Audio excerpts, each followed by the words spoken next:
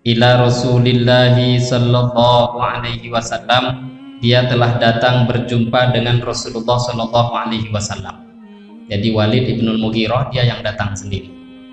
Faqara'a alaihil Qur'an, ketika dia jumpa dengan Nabi maka Nabi pun membacakan Al-Qur'an kepada dia.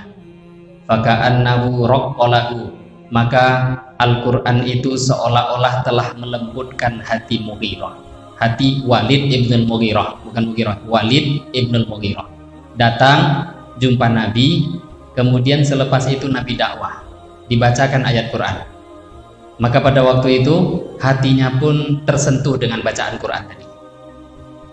Fabalagha dzalika Aba Jahlin, maka berita itu pun telah sampai kepada Abu Jahal. Abu Jahal dengar, wah gawat nih, pembesar kita orang Quraisy datang pada Muhammad kemudian terkesan dengan Qur'annya, bahaya, kata Abu Jahal.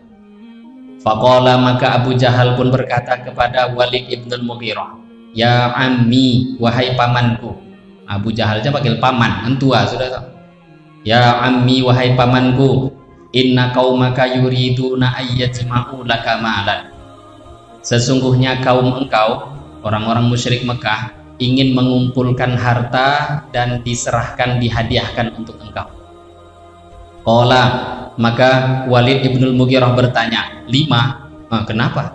Untuk apa dikumpulkan itu harta kok diserahkan pada saya? Qala, maka Abu Jahal mengatakan, liyuktukahu fa innaka ataita Muhammadan lita'arrada ma kibalahu. Kami mengumpulkan harta orang musyrik Mekah untuk memberikan kepada engkau sebagai ganti perbandingan apa yang diberikan Muhammad pada engkau. Mereka mengira bahwa Walid ibnul Mughirah itu disogok, padahal cuma dibacakan Quran. Dan ini kan terjadi, teman-teman.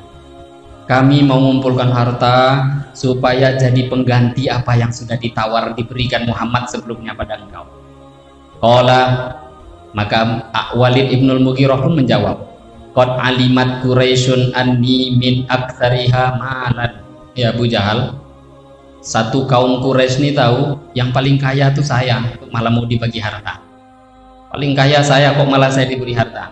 Qala, maka Abu Jahal pun ketika mendengarkan itu menjawab, fakul fihi qaulan yablughu qaumaka annaka munkirun lahu. Ya sudah, kalau memang tidak mau diberi harta karena memang sudah banyak harta, sekarang buktikanlah, tolong sampaikan kepada kaummu bahwa engkau tidak percaya, ingkar dengan apa yang disampaikan Muhammad. Padahal tadi kan sudah terkesan.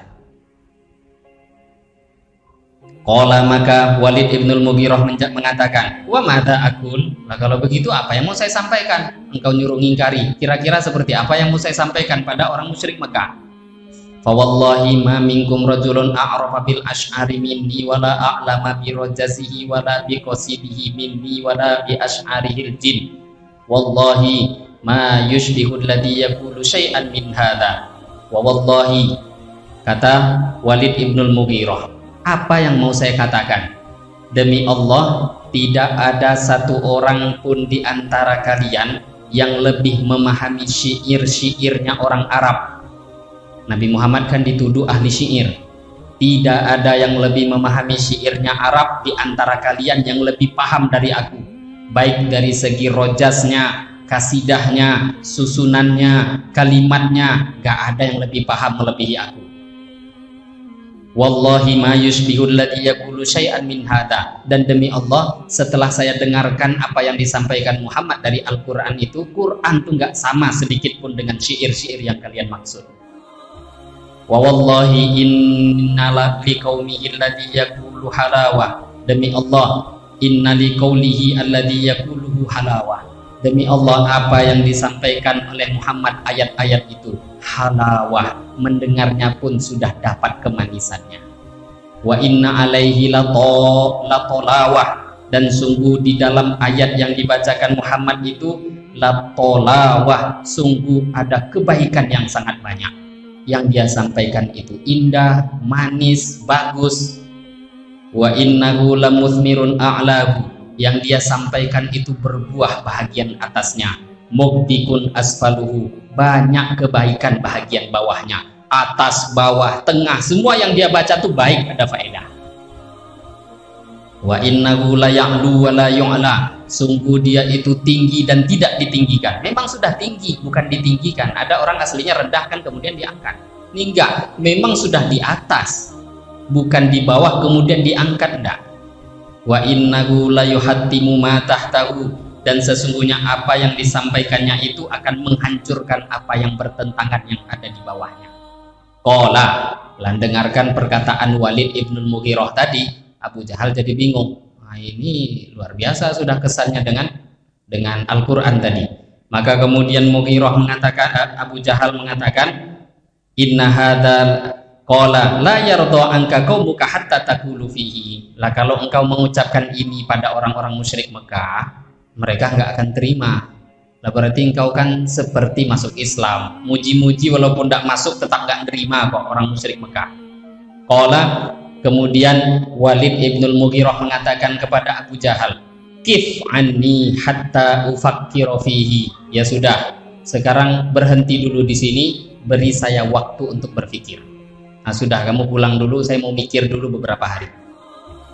Falamma fakkaro, maka akhirnya setelah berpikir, qala, ujung-ujungnya dia punya kesimpulan dari setan. Sebenarnya dia sudah tahu yang benar. Setelah mikir, rupanya lebih mendahulukan dunia dari akhirat. Berpikir, ternyata mau ditipu setan padahal tahu kebenaran. Maka akhirnya dia mengatakan apa? In hadza illa sihrun yu'thar. Ini surat Al-Mudaththir. Diambil turunnya ayat itu dari sini. In hadza illa sihrun yu'thar.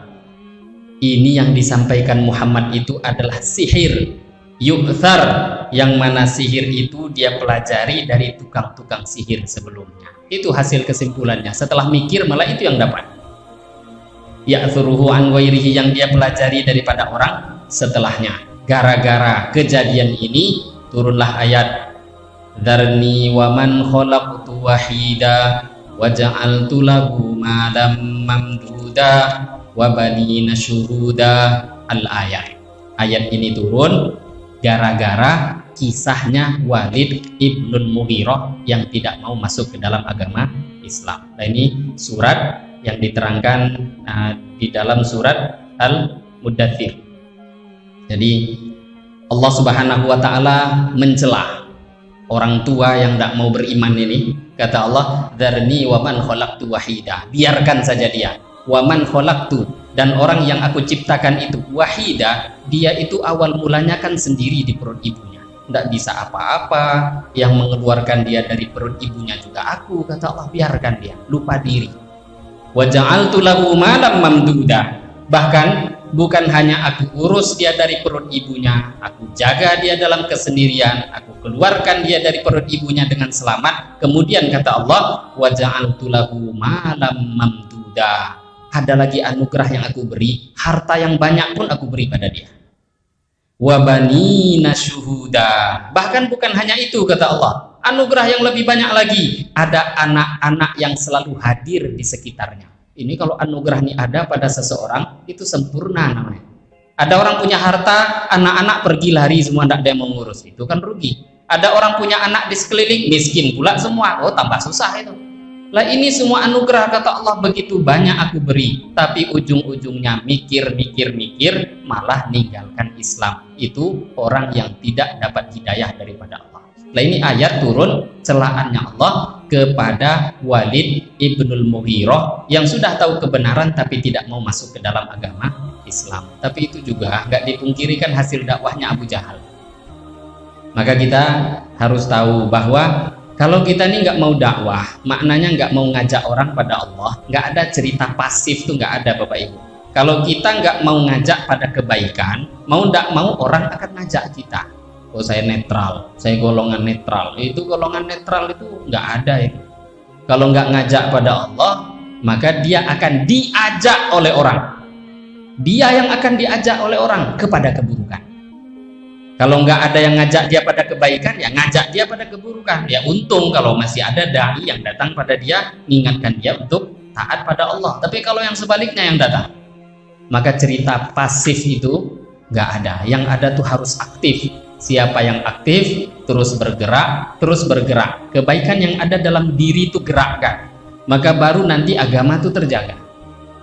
Tapi kalau kita sibuk diam, agama itu hilang dengan sendirinya. Sering kita dengarkan bahwa merusak itu kan tidak perlu usaha, tapi kalau ingin menjaga, memperbaiki, perlu usaha. Kita kalau punya mobil, Bapak Ibu, punya mobil, punya motor, ingin motor mobil ini terus baik, bagus, bagaimana? Caranya dirawat, dijaga, terus diusahakan, baru motor mobil itu baik.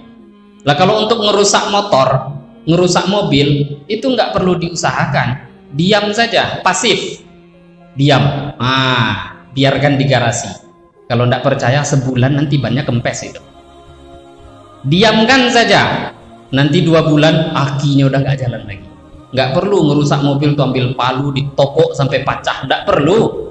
Merusak itu diamkan diri kita, nggak usah kita bergerak, maka nanti kita akan rusak dengan sendirinya. Tapi agama kalau mau bergerak, maka tengok, semua amal agama dalam Islam itu bergerak dan menampakkan diri. Itu namanya dakwah, termasuk sholat berjamaah. Kalau ada orang, saya nggak maulah sholat berjamaah, nanti dianggap riya. Oh salah, Islam tuh memang dakwah. Orang yang dari rumah berjalan menuju masjid, sebenarnya tanpa sadar dia itu sedang dakwah pada orang di sekitarnya. Ngajak, ayo sholat. Orang yang nengok, yang nggak pernah ke masjid itu juga mikir sebenarnya, bilo lawak macam tuh ya. Maka Islam itu semua menampakkan, itu diantara namanya dakwah. Lah perbuatan kalau diniatkan dakwah bisa jadi dakwah macam tadi. Tapi alangkah bagusnya perbuatan juga dibuat, ucapan kita juga ajak orang lain untuk taat pada Allah Subhanahu wa Ta'ala. Jangan cuma kita ini ya itu sudah bagus, taat, tapi jangan cuma taat sendiri. Ucapan mulut kita ini sudah diberi oleh Allah, gunakan juga untuk mengajak orang lain agar juga bisa taat kepada Allah Subhanahu wa Ta'ala.